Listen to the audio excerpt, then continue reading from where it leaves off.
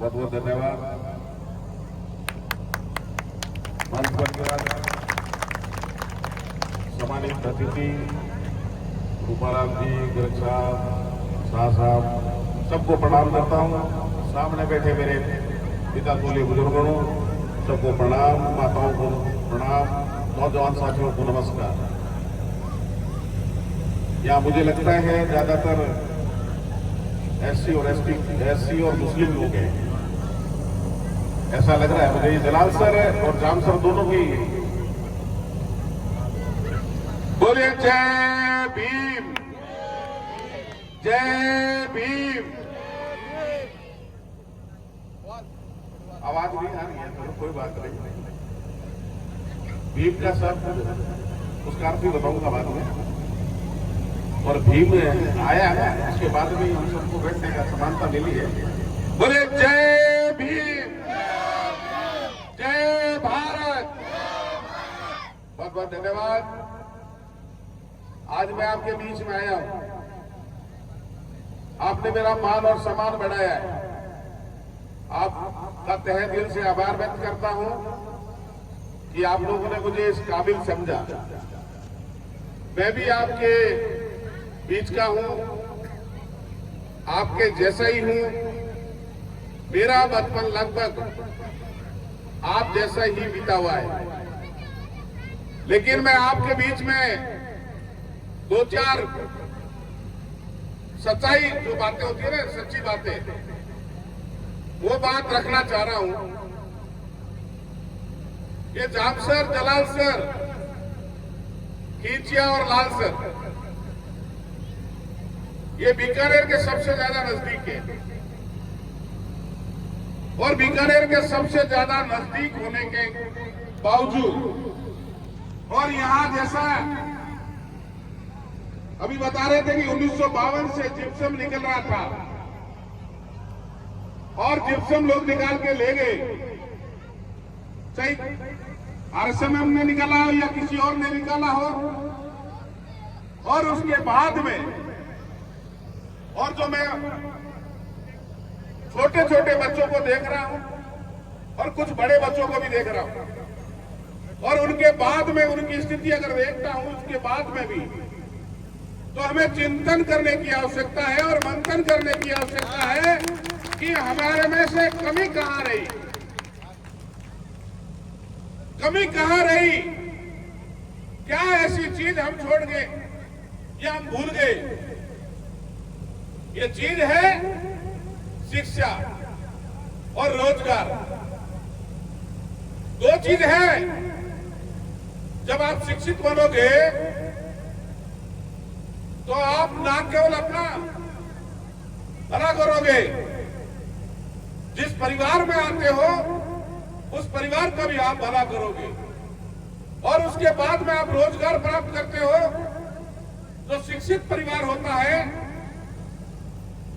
वो आगे अपने परिवार को ले जाने का प्रयास करता है, और एक होड़ लग जाती है कि ये मास्टर बना है तो मैं भी मास्टर बनूं, मेरा भाई भी मास्टर बने, मेरा भतीजा भी मास्टर बने, या पटवारी बने, या ग्राम सेवक बने, सब इंस्पेक्टर बने, डॉक्टर बने, इंजीनियर बने, आरएस बने, आरटीएस बने।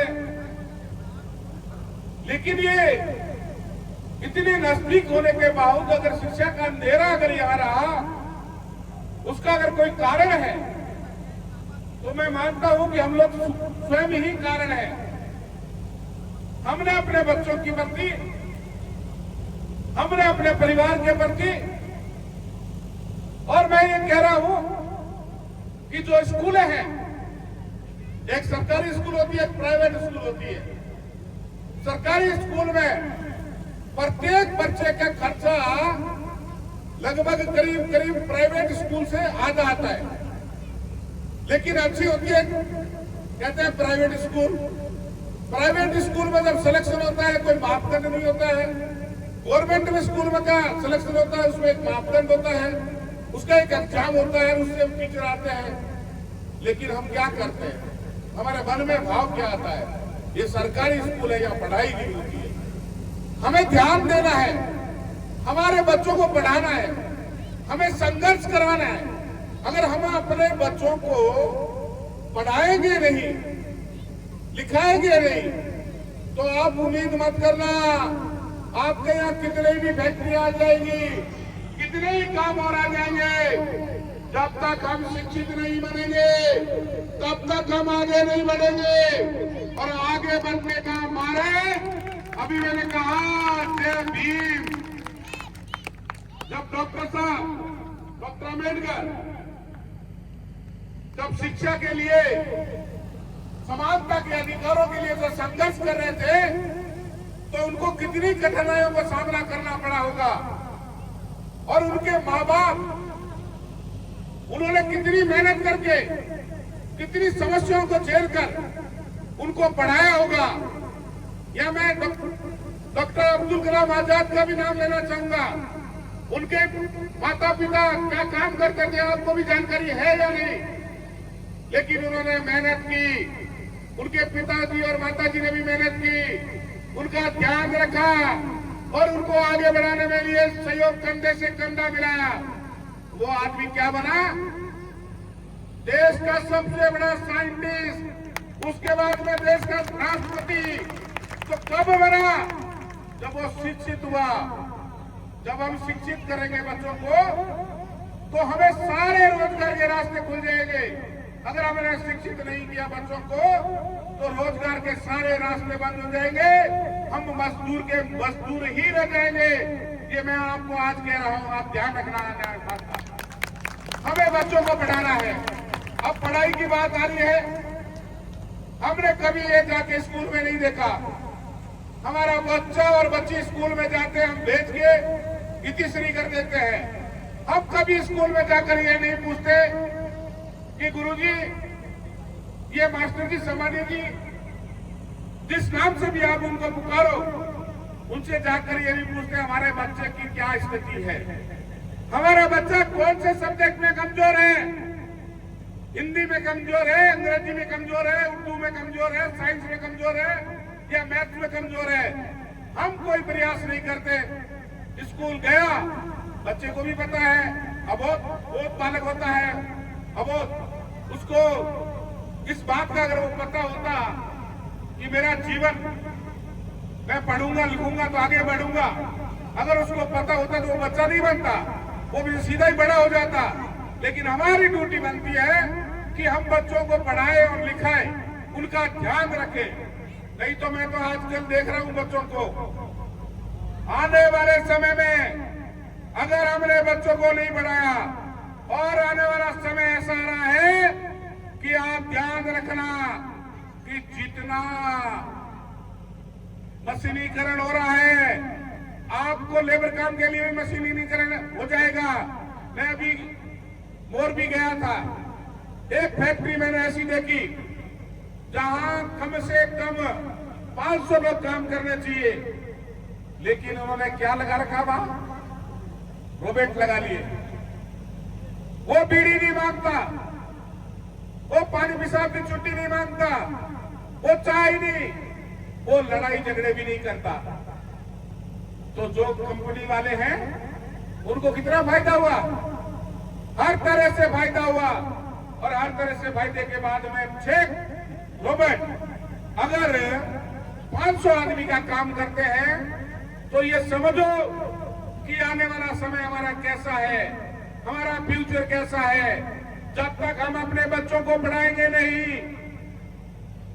आगे हमें रोजगार नहीं मिलेगा, रोजगार नहीं मिलेगा। और पढ़ाएंगे लिखाएंगे नहीं तो बुद्धि का विकास नहीं होगा, और बुद्धि का अगर विकास नहीं होगा तो ये खाली दिमाग हमारा शैतान का घर होता है। और शैतान का घर क्या करता है कि उल्टी सीधे सोचना शुरू कर देता है। कोई चोरी करता है, कोई डाका डालता है, कोई कुछ करता है। वो नहीं कराना है। ये जो छोटे बच्चे हैं उनको आगे बढ़ाना है। मैं जहां भी जाता हूं एक ही बात कहता हूं, अगर आप मेरे को कुछ 10 मिनट से मैं अभी आपको भाषण दे रहा हूं, अगर आपने मेरी एक भी बात मानी है तो आप हाथ खड़ा करिए।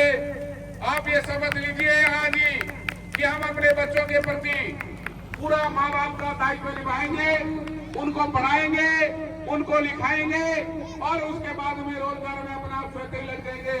लेकिन पढ़ाना लिखाना बहुत जरूरी है। रोजगार और ये जो आज मुझे 4-5 समस्या बताई है, ये सांसद तो बहुत नजदीक है आपके। आपको 5 साल में एक वोट देने का अधिकार मिलता है और उस वोट से आप एक सरकार चुनते हो, चाहे वो राजस्थान की सरकार हो, चाहे स्थानीय सरकार हो, चाहे केंद्र की सरकार हो। उस वोट से आप एक 5 साल का पट्टा जारी करते हो। 5 साल का पट्टा इसलिए जारी करते हो कि ये जो जनप्रतिनिधि है ये हमारा है या नहीं, हमारे सुख और दुख में काम आएगा कि नहीं, हमारी कोई ऐसी समस्या आएगी तो हमारे लिए काम करेगा कि नहीं करेगा, या हमारी राजस्थान का अगर जनप्रतिनिधि है तो राजस्थान सरकार की योजनाओं को हमारे क्षेत्र में लागू करवाएगा कि नहीं करवाएगा, भारत सरकार की योजना है उनको हमारे क्षेत्र में लागू कराएगा कि नहीं कराएगा। ये आपको देखना होता है, ये आपको ध्यान रखने की आवश्यकता है। हमें एक चाल, एक लीग के पीछे नहीं चलना है, समय के साथ चलना है। और जिस दिन हम समय के साथ चलना सीख जाएंगे हम स्वतः ही आगे बढ़ जाएंगे और हमारी तरक्की निश्चित हो जाएगी। लेकिन हम क्या है कि एक चाल बना रखी है कि हम तो इधर ही जाएंगे। क्यों भाई, हम क्यों जाएंगे? हमारे लिए कोई रास्ता थोड़ी बना हुआ हो। हमें देखना है हमारा जनप्रतिनिधि कैसा काम करता है, हमारे लिए कैसे काम कर सकता है, हमारे लिए अच्छा क्या कर सकता है, उस कड़ी में हमें ध्यान रखना है और उसका चुनाव करना है। ये 5 साल में एक पट्टा मिलता है। अगर फिर उस जनप्रतिनिधि ने 5 साल में अगर आपका काम नहीं किया, आपके सुख और दुख में भागीदार नहीं बना, तो आपको 5 साल में फिर पट्टा मिलता है कि आप दोबारा चुन सकते हो या नहीं। इसलिए मैं आपको कह रहा हूं, एजुकेशन मस्ट, एजुकेशन के बिना जीवन अधूरा होता है। और एक बात और कहना चाह रहा हूं मैं, आज या कुछ मुस्लिम भाई भी बैठे हैं, मेरे को जानकारी मिली है। जैसे मेरी एक सलाह है, आप अपने रिश्ते, आप अदरवाइज मत लेना मेरी बात। आपको अगर अच्छी लगे तो ग्रहण करना, बुरी लगे तो दिमाग से निकाल देना। मैंने भी कहा भूल जाऊंगा। आप अपने बच्चों की शादियां अपने परिवार में मत करिए, उससे बहुत सारी बीमारियां आप आमंत्रण दे रहे हो, आप स्वयं अपनी बीमारियों को आमंत्रण दे रहे हो।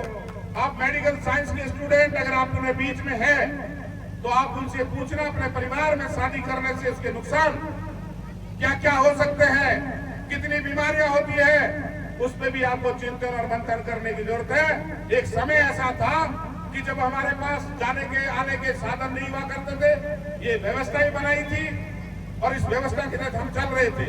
लेकिन इसको कानून नहीं बनाना है या कोई लीक नहीं बनानी है। हमें अपने परिवार के साथ बीमारियों का आमंत्रण नहीं देना है।